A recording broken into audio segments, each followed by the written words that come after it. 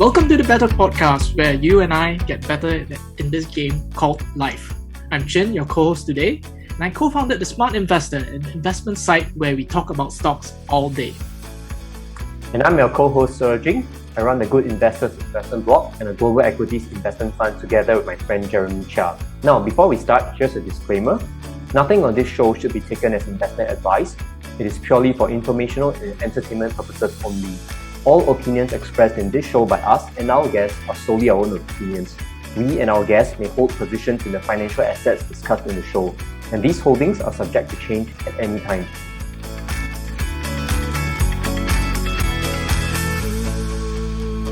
So, welcome back everyone, and thank you very much for joining us for today in our third episode. I do have one thing which I want to bring up today. Last week we spoke about Zoom Info, and we spoke a lot about the way the CEO is so sales focused, and the entire organization, I think his entire mindset, whether you're acquiring a company or leading the company, is very sales focused. How do you sell that product? I think that's one of the questions which is on top of the mind for the Zoom Info CEO. So this week I thought I'll bring up another point of view, which is the point of view of Shopify. And I'd like to hear your thoughts, Ser Jing. And for the case of Shopify, they're well known for being a product-focused company. And again, I tapped on business breakdowns from the Joint Colossus family of podcasters.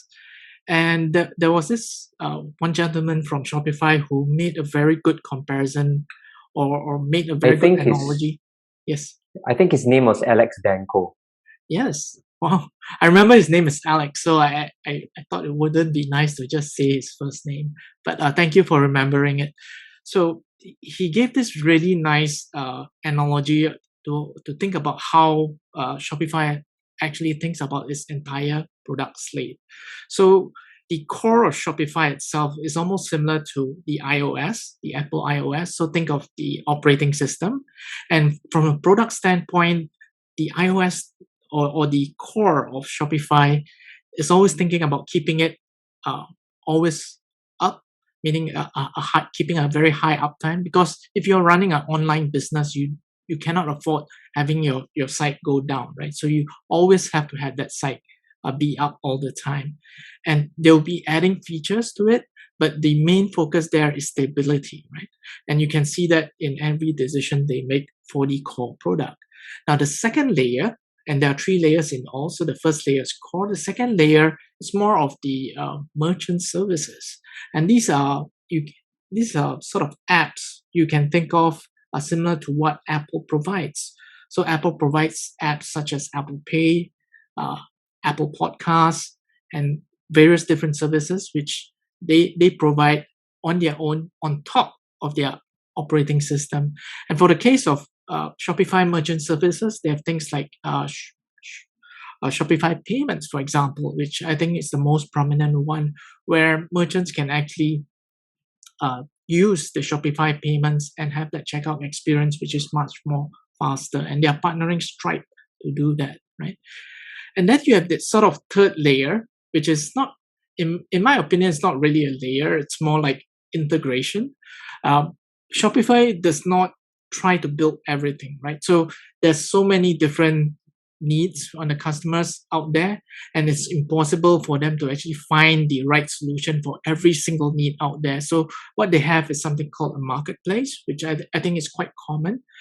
When you look at the likes of, say, Atlassian or Salesforce, they have very thriving marketplace businesses where people are able to build new integrations to customize, whether it is to a company-specific need, an industry-specific need, or simply just an individual-specific need, because they're also solo entrepreneurs out there.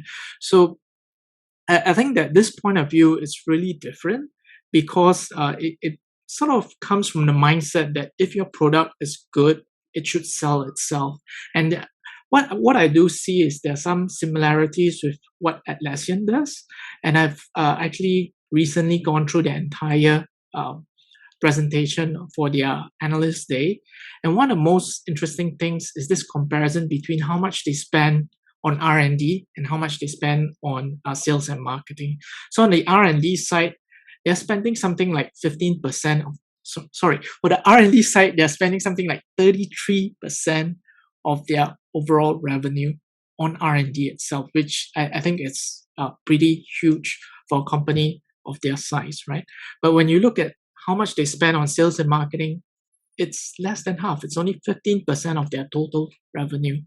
And that model actually works for them because in the case of Atlassian, and I see a lot of similarities here, so I'm switching a little bit over to Atlassian because in the case of Atlassian, what they truly believe as a product or as a principle is that customers should buy their products and not be sold the products, meaning that whenever they have a product, they want the customer to be actively choosing that product and not being pushed to accept that product. And I think that's a huge distinction there, which maybe it's underrated in my opinion. So two very different ways, obviously both very successful.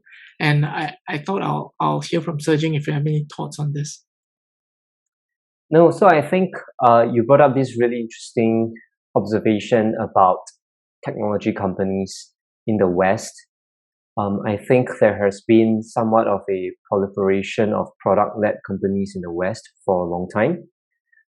But I think there are also companies that have, I think, managed to grow really well in their earlier days with product-led innovation, but that are also starting to want to sell to members of a company beyond the developers. So I think when it comes to product-led sales, it's often referring to the developers within a company.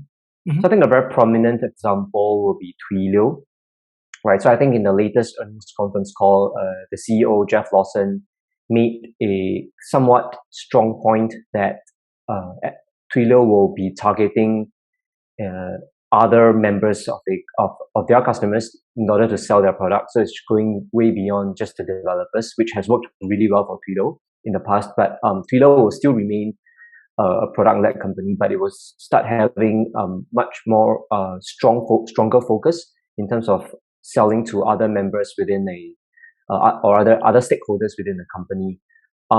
And I think this is interesting. I've also been thinking about this topic in terms of what are some of the characteristics within a company's product suite that will enable these product-led growth. Because, for example, if you look at a company like Atlassian, it has done really well with this product-led growth for a long time, right? But at what point will this stop? Mhm. And I think it's an interesting thing to think about because, like in Twilio's case, it kind of the company kind of evolved over time to start to actually having an actual sales force to manage its clients. And I think one big sort of turning point or inflection point for Twilio was when they lost Uber as a customer. I remember reading an interview that Jeff Lawson did with, I think it was Ben Thompson at Stratechery. And I think Lawson mentioned that Twilio lost Uber as a big customer because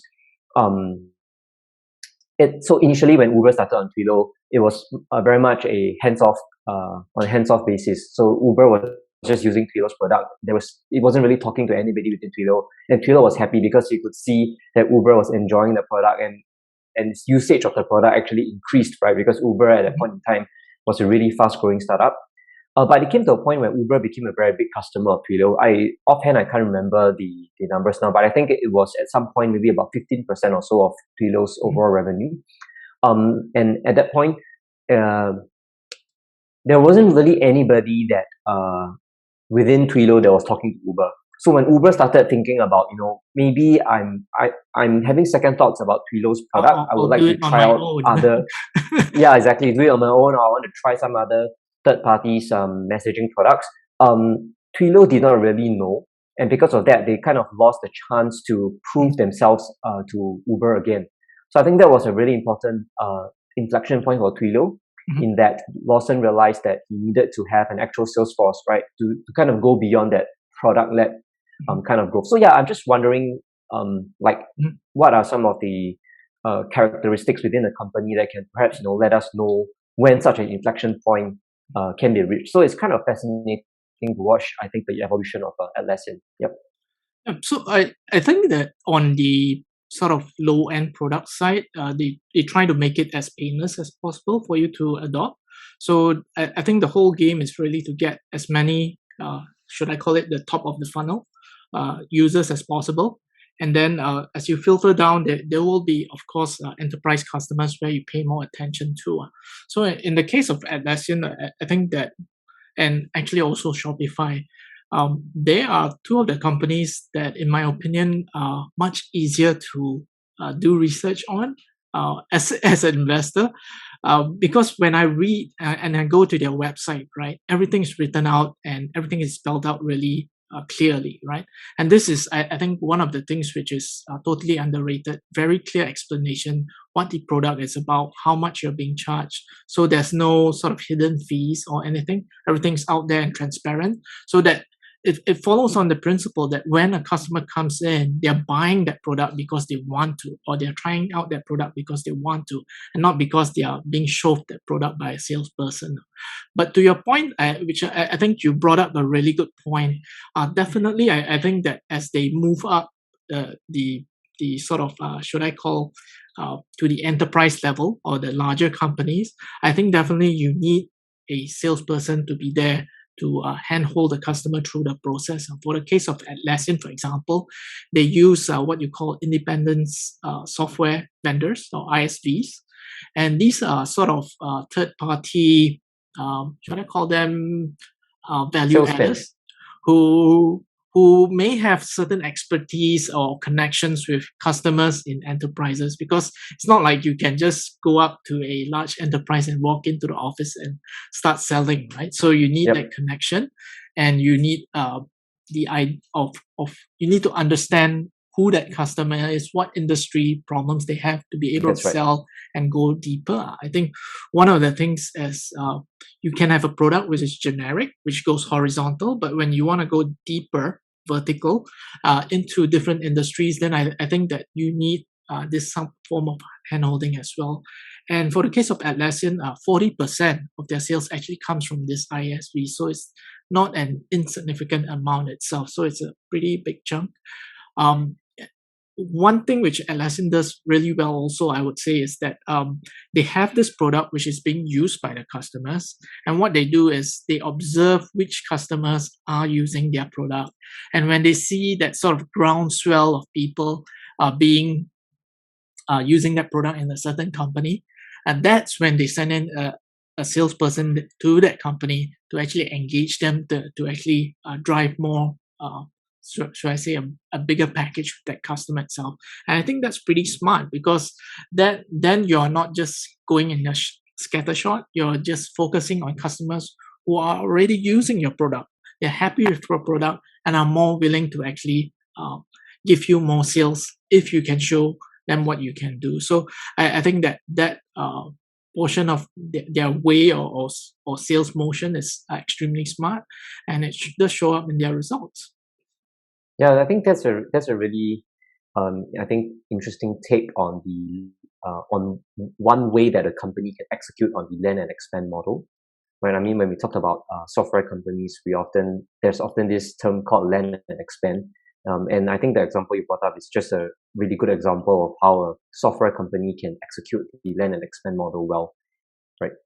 Anyway, you started this episode talking about Shopify, and I can't help but think about one interesting thing that Shopify did, I think about a year ago, which is when it decided to remove all revenue share for the first $1 million in revenue that its developer partners will earn from Shopify's marketplace. I thought that was a really interesting move because it gelled really well with Shopify's ambition to be a company that can last 100 years, and also Shopify's value, as in its value system, in terms of always wanting to bring up everybody within its ecosystem together and not just enrich itself. So I thought that was a really interesting example, and I think it also gave me more confidence in the management team at Shopify. I just wonder if you have any thoughts about that. That's one. And then the second thing is, I wonder if you have seen any other examples of that where companies were willing to sacrifice short-term revenue gains for longer-term growth. I think that Atlassian, if I'm not wrong, they did the same thing. I'm pretty sure Google did. I mean, the details wise may not be exactly the same, but that's that same sort of mantra happening. The sort of overarching trend, I think that if for companies which are hugely ambitious, um, if you look at the case of like Facebook or Google or Microsoft or Apple, all of them have huge developers outside of the company actually developing on their platform itself, whether it's iOS, Windows, on Facebook or on Android, right? So I think that attracting developers to actually develop on your platform is really critical if you really want to become a trillion-dollar company. I think that's a really important ingredient. For the case of Microsoft, as big as they are, they have actually gone out and bought GitHub, right, to actually have this access to all these developers. And I think that really shows how important it is to have the sort of like network of developers being there itself, which sort of is a nice segue to my next point because this is a point which I think does not, I won't say it's hidden, right? It's something which is sometimes implied and sometimes sort of said out, but then I feel that it's not said out enough, right? And the point is that developers are a scarce resource, right? And this point really became clear to me when I started studying MongoDB, right?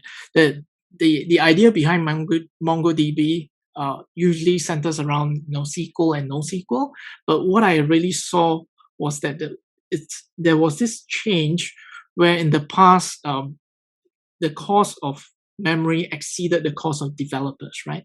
So you had to design software which economizes the use of any memory itself. So, for example, recently I found out that for Visa, your merchant name can be no longer than 25 characters. Imagine that. Yeah, that's right.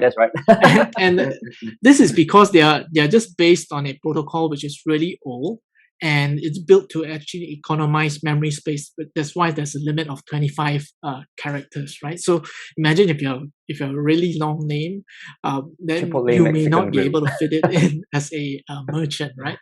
But then as memory became cheaper and cheaper, the cost of developers became more and more important, and that's why MongoDB became important, because I think that the point here is that the productivity of the developers is becoming a critical piece of the entire puzzle.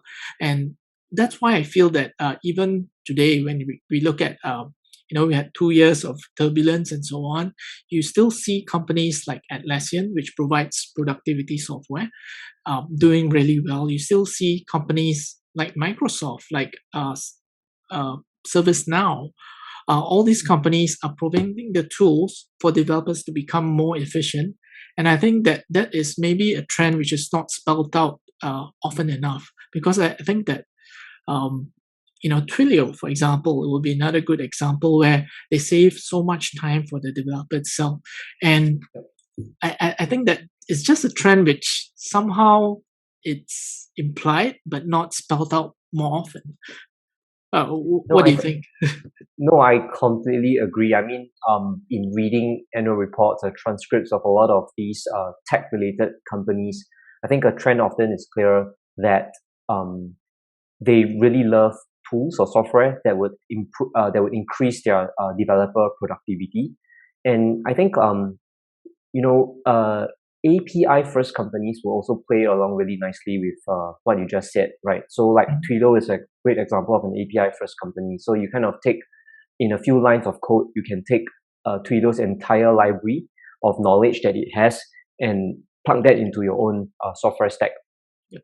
And you're Stripe off and running. is another one. Yeah, Stripe is another, I think, fantastic example of an API first company for payments.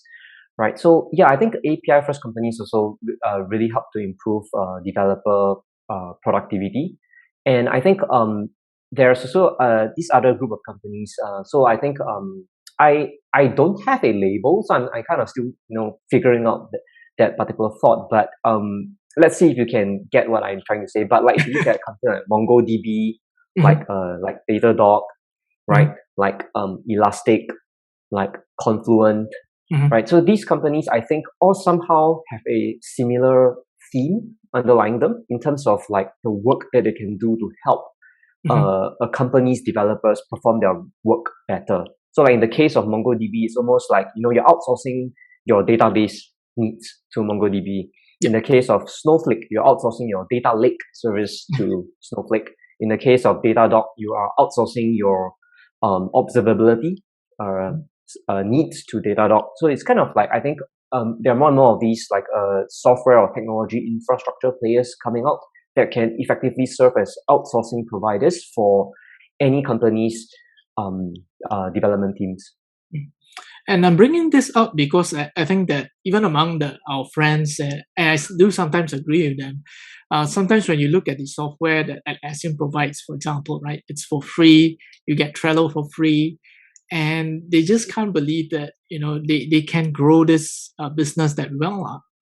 And I think that reason is because that developers community is scarce, and therefore the productivity of the developer is becoming a real key to the entire game. So I think that it impacts everything else. It impacts how fast you can ship a product, impacts how well you develop a product, or whether it's high quality with better features.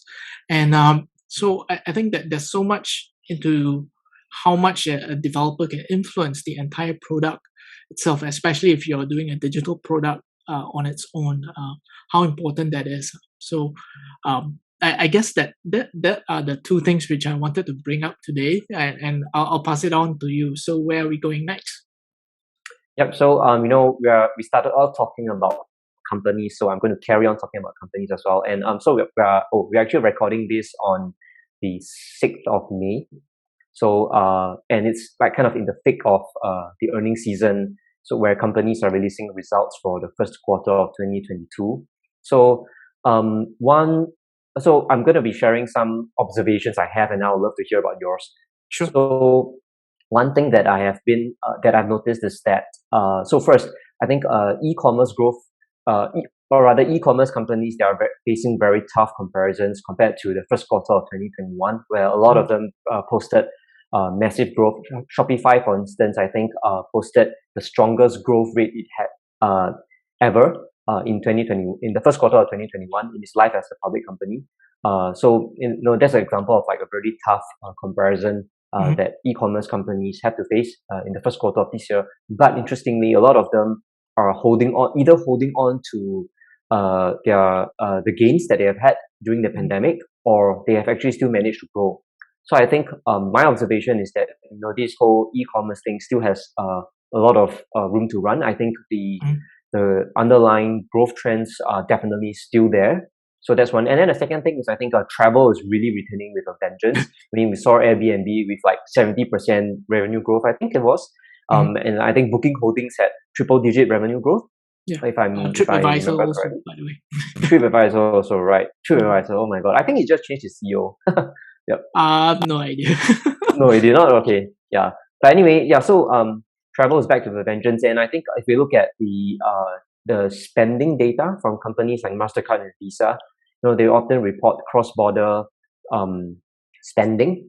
That has also increased significantly on a year-on-year basis, and I think both of them have also reported that I think cross-border travel spending is probably, if I'm not mistaken, I think higher than it was in 2019 already. So yeah, so I think it is interesting to observe these this huge boom in travel and what it could potentially mean for like e-commerce companies. I think that's one.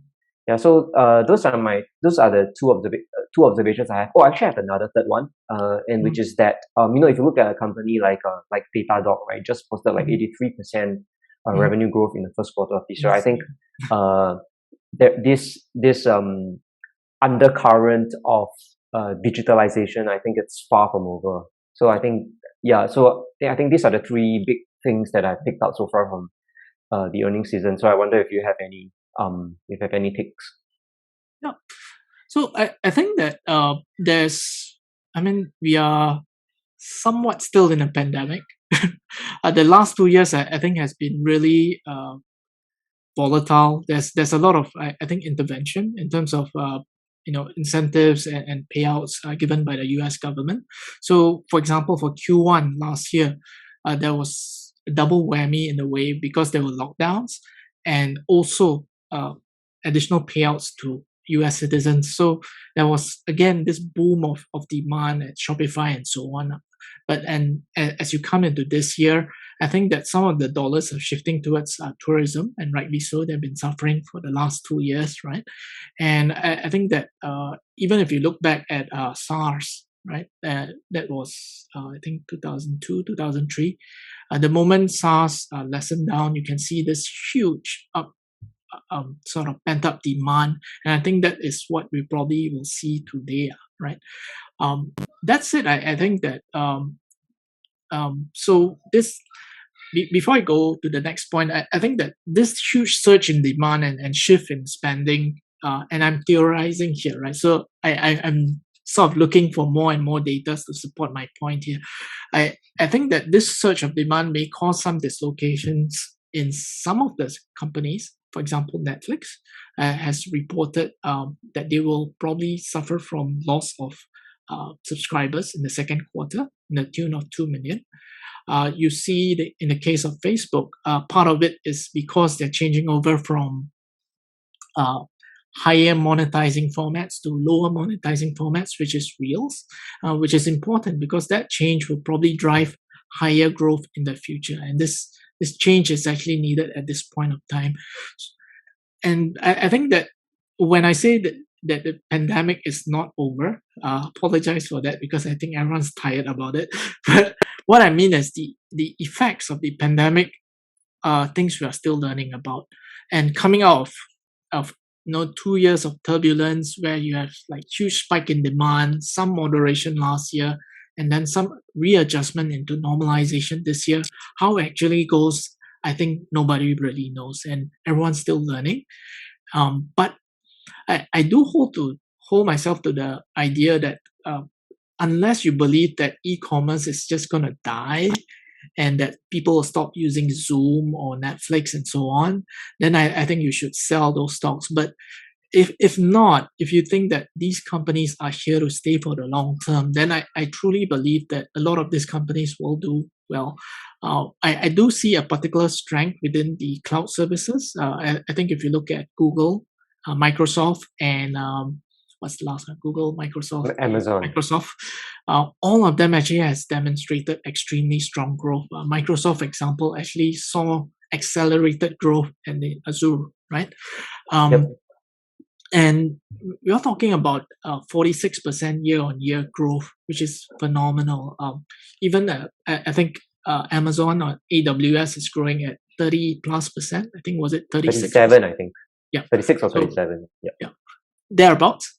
And I think that when you look at all these moves and so on, the infrastructure side, having more and more software bought to actually make your developers more productive. So those trends, I think, will be sustained. The ones which may be a little weaker at the moment are probably the applications. So the likes of, say, DocuSign or Zoom, or if you want to a consumer, Netflix is sort of a service. You can say that those are services which are suffering at the moment. But in all, I don't believe that we are sort of going back to our old trends. I think that anyone or any manager who's doing a sales right now would think twice before sending a salesman flying over to another country, which costs a lot of money, when you are able, and it's proven so in the last 2 years, to close a deal over Zoom. And Zoom has become an acceptable way to actually transact, not just in a country but worldwide. So I do think that it's really interesting. I don't think that everyone has the answers, but as we look at the different companies, I'm looking for more and more of these signs. Yep. So anyway, I think as more and more companies start reporting their earnings for the first quarter of this year in the weeks ahead, I think we'll have more to chat about. on this topic. And I think with that, this is a good place to end this week's podcast. Yep. So thank you, everyone, and stay safe and see you next week. Bye. Thanks, everybody.